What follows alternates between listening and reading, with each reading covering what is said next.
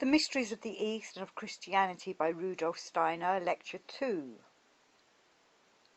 From what has been said, we can well see that the ascent into the spiritual worlds depends upon the strengthening of the inner forces of the soul life, so that through the exercises which a person undertakes for the purpose of penetrating into the higher worlds, he develops forces in his soul which far surpass those needed in ordinary life. This requirement is shown by the fact that when the soul becomes independent of the physical body in ordinary sleep, for example in sleep, it falls at once into unconsciousness.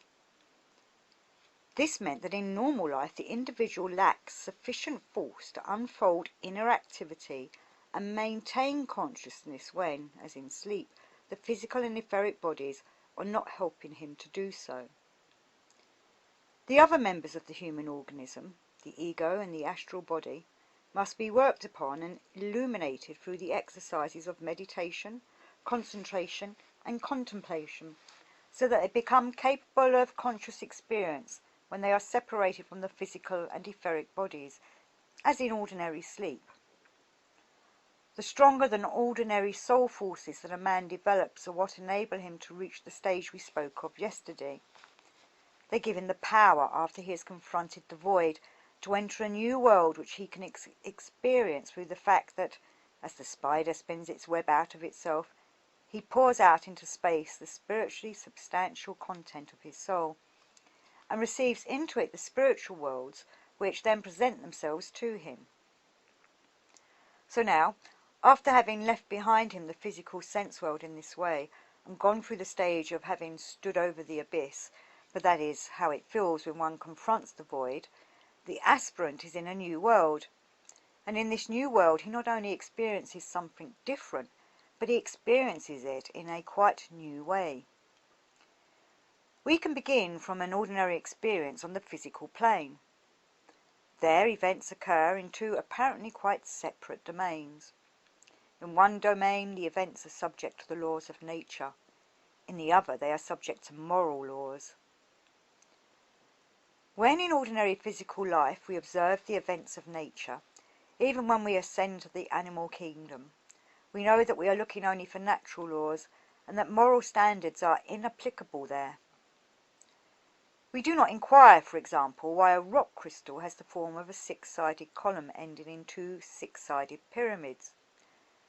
We do not ask why this mineral substance aggravates itself in such a way that this crystal form appears. We expect no answer except that it obeys a natural law. We do not ask what good thing the rock crystal has done that it should have become a rock crystal. We do not ask what its intentions are. We do not apply moral standards to the mineral world. Neither do we apply them to the plant world.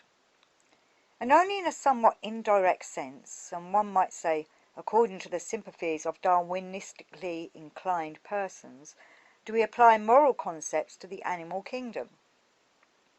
What interests us in the animal kingdom, first of all, is its conformity to natural law. When we rise to the human kingdom, we feel obliged to judge men according to the standards of goodwill, love, and so forth. As already said, we regard the facts of the physical world as enmeshed in the web of natural laws, while we judge human actions and soul dispositions by the standard of moral laws, and we are indeed not doing well in our estimate of the physical plane if we mix up these two sets of facts. We are accustomed on the physical plane to judge the world in this twofold way. Hence it is not very easy, after one has sprung, as it were, over the abyss of the void, to pass into the spiritual world where a different kind of judgment is necessary, where in fact there is no separation between something that could be ascribed to natural laws, as with natural events on the physical plane, and a purely moral happening which likewise exists on the physical plane. When, therefore, the point is reached of which we spoke yesterday, one must accustom oneself to judge events in like manner as we judge natural facts, but also as we judge moral facts in the physical world. The world of natural law and the world of moral law intermingle when one enters the spiritual world. That shows itself at once, for example, when a man is confronted with the realm that he inhabits between death and a new birth. When the seer has in all earnestness come as far as we have already indicated, he can and will meet those souls who, having passed through the gate of death, are going through their development between death and a new birth. He then learns to know the kind of experience these souls are encountering, and if he is to form any judgment of what their experience is, he must adopt quite different habits of thought.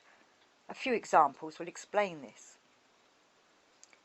In that realm we find souls which for a certain period between death and a new birth have to undergo very hard conditions.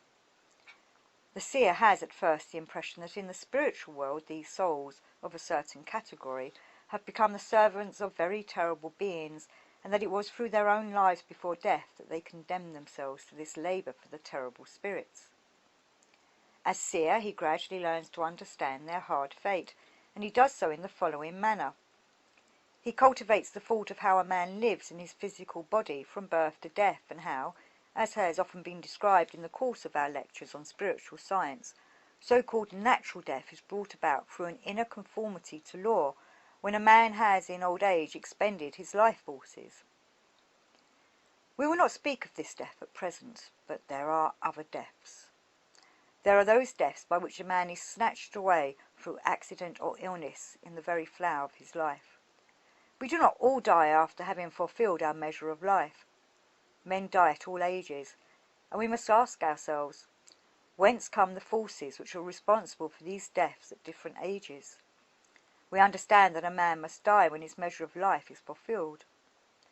We have often seen how that is brought about by the spiritual worlds, but everything that happens in the physical world comes about through influences from the spiritual worlds. Those deaths which are to a certain extent untimely also happen through influences from the spiritual worlds, that is, they are caused by forces and beings of the spiritual world. There is something else in the physical world to which we must pay attention if we want to understand the life between death and the next birth. We see the physical world permeated by illnesses and diseases, and in earlier times afflicted by well-known pestilences. One need but recall those devastating visitations among earlier European peoples, when the plague, cholera, etc. swept through the land. In this present age we are comparatively fortunate in regard to such things. But already, as indicated in the course of our lectures, certain epidemics are preparing. So we see what appears to be untimely death pass over the earth. We see disease and pestilence. And the seer sees souls living between death and a new birth, who are helping those spirits who bear from the supersensible worlds into the sense world the forces which bring epidemics and illnesses and so-called untimely death. It makes a terrifying impression to perceive how during certain periods of their lives between death and a new birth, human souls have become servants of the evil spirits of illness and death, and have condemned themselves to this servitude. If one tries to trace back the lives of such persons to the time before they went through the gate of death, one always finds that during their life on the physical plane, they were lacking in conscience, lacking in feelings of responsibility. A fixed law is evident here. The seer perceives how souls who are morally irresponsible in their dispositions in their lives on earth have to cooperate for a period after death in bringing epidemics, illnesses and untimely deaths into the physical sense world. Here we see a natural ordinance to which these souls are subject, but we cannot say of it that, like a crystallization, or like the concussion between two elastic balls, it has no connection with morality. These souls show us how in the higher worlds there is an interweaving of natural law with the moral world order. The manner in which things come about in the higher worlds is dependent on beings whose fate is conditioned by their moral behaviour in the world. To take another example, we can look at what the seer learns when he turns his attention to a characteristic, the desire for ease and comfort, that is very widespread among men, more widespread than is generally supposed. People indulge far more in indolence than one realizes. They are indolent in their thinking, indolent in their manners and behaviour, and particularly so when they are required to alter their thinking or their habits. If men were not so ease-loving in their innermost souls, they would not have so often resisted a necessary change in their ideas. They struggled against it because to have to unlearn anything is uncomfortable. After having thought so long that the earth stood still and that the sun and stars went round it, it was tiresome to have to learn something different when they suddenly heard through Copernicus about the movement of the earth. It was an uncomfortable thing when, theoretically at least, the ground was taken from under their feet. All the resistance of those times against this new idea sprang from indolence of thought, from the love of ease, for to unlearn anything is tiresome.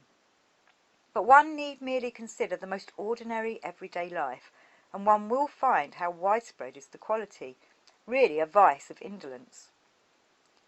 In recent times we have gained some idea of the enormous extent of indolence, love of ease, among humanity. This will be seen from the following example. There are many theories of political economy. I need not speak about them now, but there is one theory of political economy which is somewhat out of date today, but once played a great role.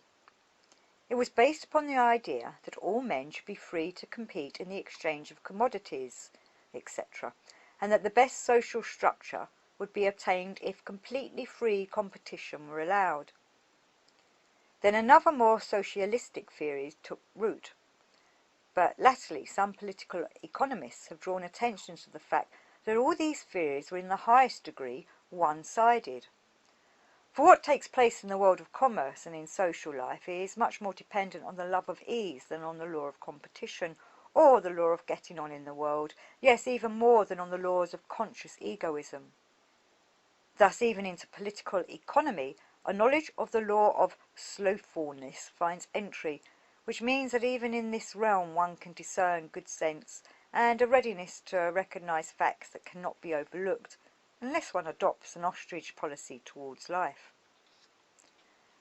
Love of ease is a general and widespread attribute of mankind, and if one follows up after death the souls who are subject to it, one sees how this love of ease persists, and how for a certain time after death these souls have to live in a region where, as a result of indolence, they become servants of the gods or gods of opposition, those gods who place particular obstacles in the path of evolution.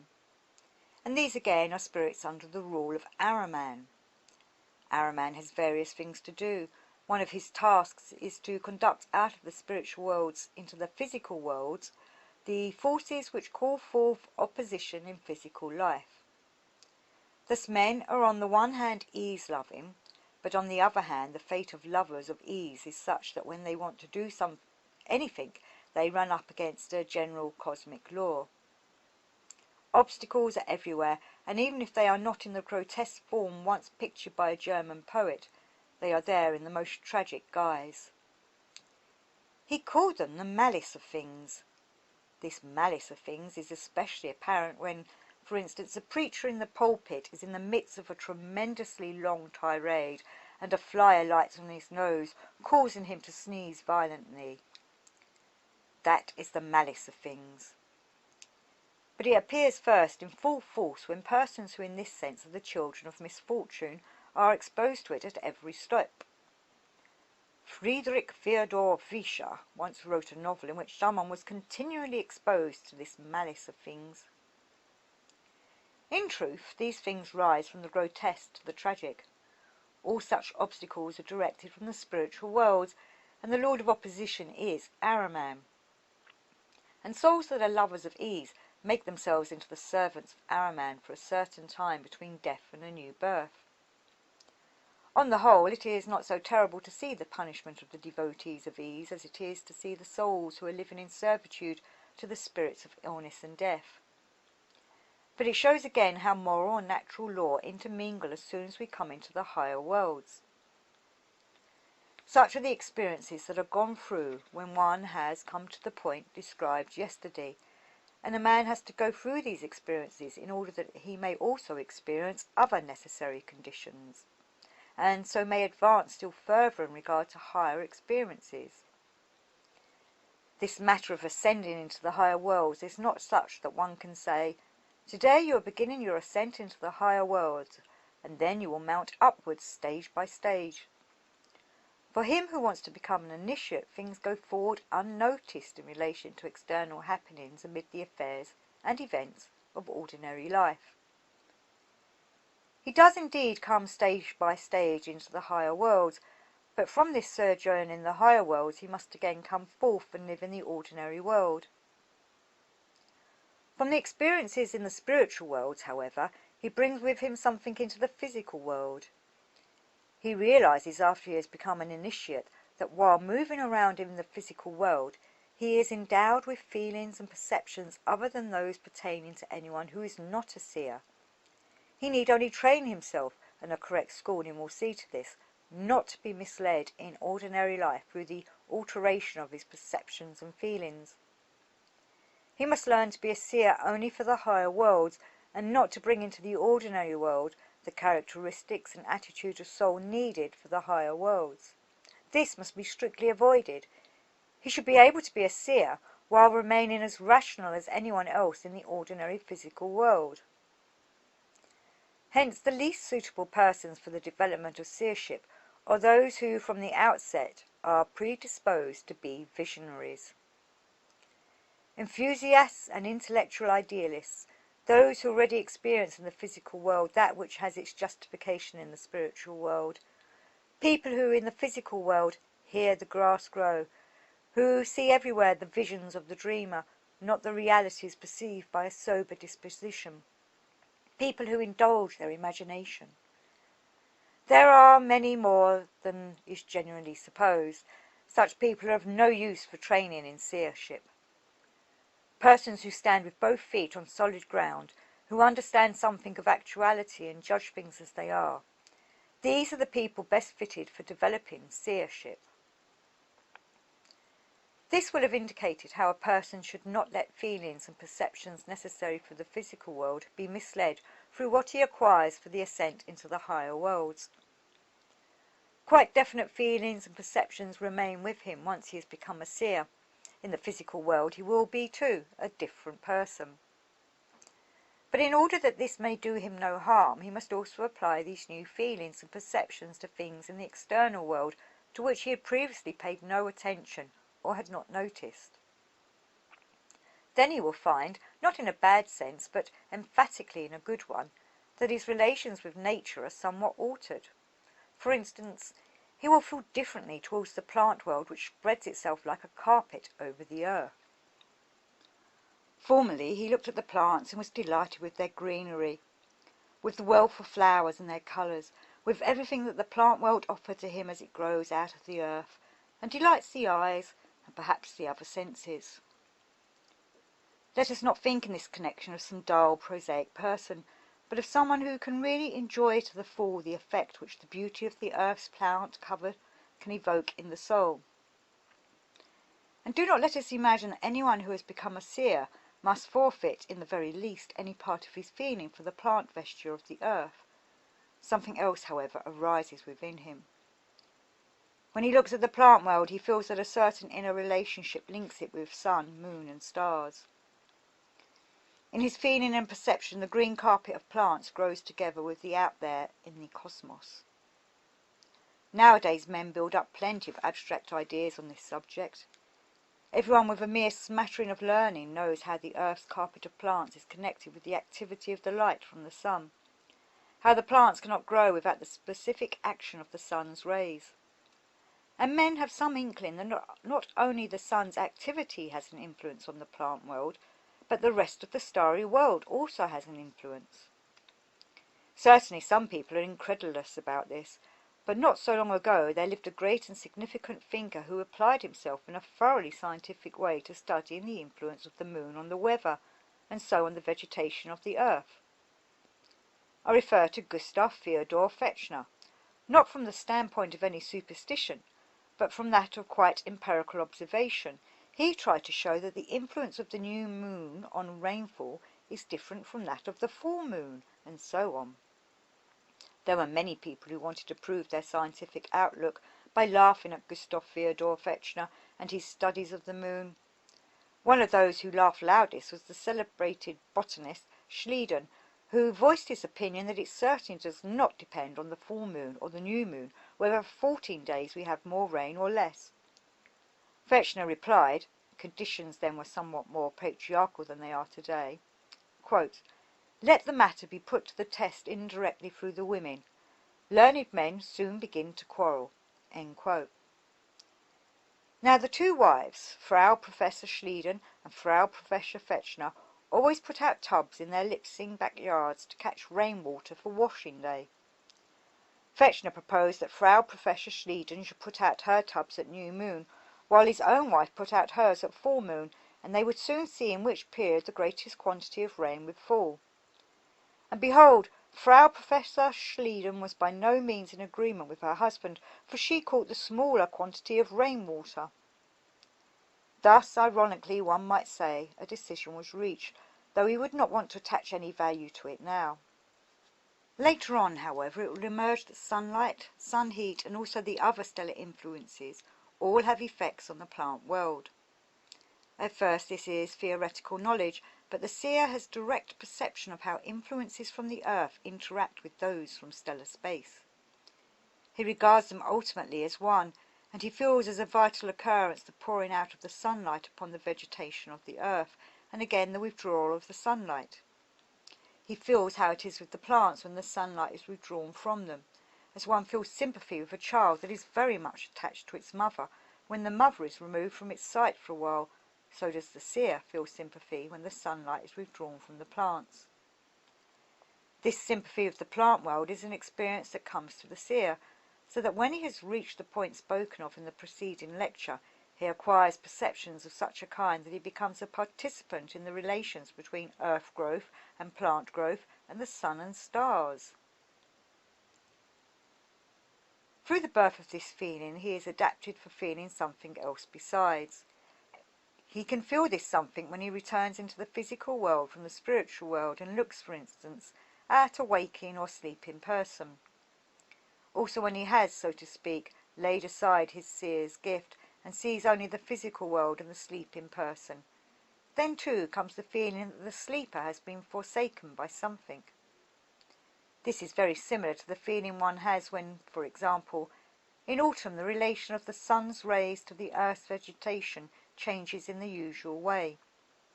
Quite similar are the feelings towards nature now forsaken by sun and stars to the feelings towards the human organism forsaken by its ego and astral body. And now one has the specific experience that in this respect man is independent of his relation to the physical heavens, whereas the plant growth is dependent on this relationship. Concerning the plants, we know that they cannot go to sleep as they like, owing to their inner constitution. They must wait until the sun sets in the evening, or until autumn comes. Concerning man, we know that in our time, and especially under our conditions of civilization, he is no longer in the least guided by the sun. For instance, if we had to guide ourselves by the sun, as do the plants, we could not be assembled here together. The transition, which for the plants is so strictly ruled by the course of the sun and stars, has no influence on man. Certainly if we come into primitive rural conditions and see how not only the fowls but also the village folk go to sleep at a certain time and wake at a certain time, we feel as if there was something of a plant-like connection between human beings and the course of the sun and stars. But we have to conclude that in the course of human evolution, man has emancipated himself from the cosmic course of events. With his physical and etheric bodies, he is able to come into the situation which the plant comes to through the position of the sun and stars. He comes to it through inner conditions. I will not say by dint of inner free will. A man can have his afternoon nap through his own inner condition, that is, he can come out of his physical and etheric bodies. The plant cannot have an afternoon sleep at will. It has to regulate itself entirely in accordance with the course of the stars. But what is man when as physical and etheric body he lies asleep, with his astral body and his ego outside? His physical and etheric bodies then have the value of the plant. A physical and an etheric body are what the plant has. Considering all this, you may say, a plant grows gradually into connection with the sun and the starry world, becomes one with them. Hence we must direct our feeling from the plant to the world of the stars and sun. This same direction of feeling applies to the sleeping man, who also consists of physical body and etheric body, and has the value of a plant in relation to his ego and astral body. For these, quite independently of the sun's position, are outside his physical and etheric bodies when he sleeps, just as the physical sun is outside the physical body and etheric body of the plant. What I have here explained to you is experienced by the seer. Now, when proceeding from such perceptions, a man deliberately brings about the independence of the ego and astral body from the etheric and physical bodies. When he has got so far as deliberately to make the physical body and the etheric body into a kind of plant by passing out of them, then he comes to know something very strange. It is as if the sun were speaking, as if it were looking down on the plants and observing itself in relation to them, and then saying, "Yes, this physical and this etheric body of the plants belongs to me, for they need what I can send them." Exactly as the sun might speak to the plant growing below, so can the ego of a person say of his physical and etheric bodies, "They belong to me as the plant does to the sun. I am like a sun to the physical and etheric bodies." A sun to the physical and etheric body, so does a man learn of necessity to speak of his ego. And just as he learns to speak of his ego with reference to his physical and etheric bodies as the sun would speak to the plant, so does he learn to speak of his astral body as the moon, and also the planets would have to speak to the plant. That is a quite special and important experience in the mysteries. It was cultivated as a real and immediate experience, first in the mysteries of Zarathustra, and then wherever the world was developing, right on to the mysteries of the Holy Grail. This experience was always called seeing the sun at midnight, because a man had it most clearly, especially at the time of the Egyptian mysteries, when in sleep he saw the sun spiritually at midnight and felt himself united with the forces of the sun in the manner described. It was an experiencing of the sun element in one's own ego as a sun force that shines upon the physical and etheric bodies. This then was a third experience common to all the different mysteries.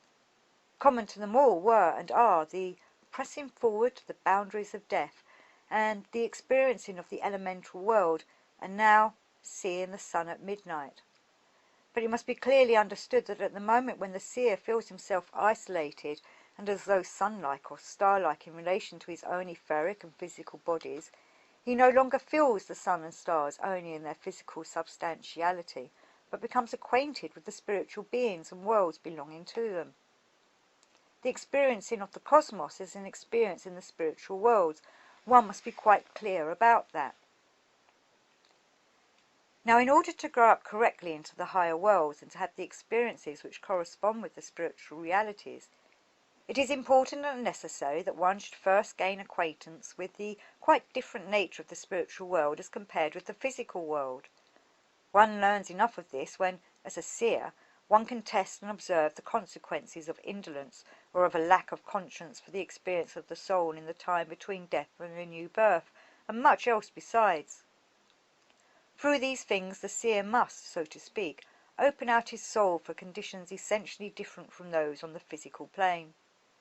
Only then is he ripe for gaining living experience of the spiritual cosmos, for recognizing the inner connection of the ego and the astral body with the cosmos.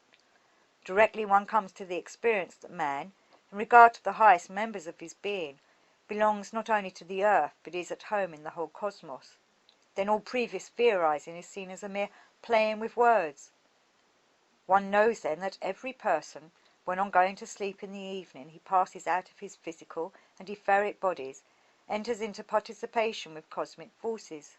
He seeks strength for himself out of the whole universe, and on reawakening brings back the forces he has gathered during sleep in order to use them in the physical world. The connection with the cosmos is experienced at a quite definite stage of the mysteries from this stage.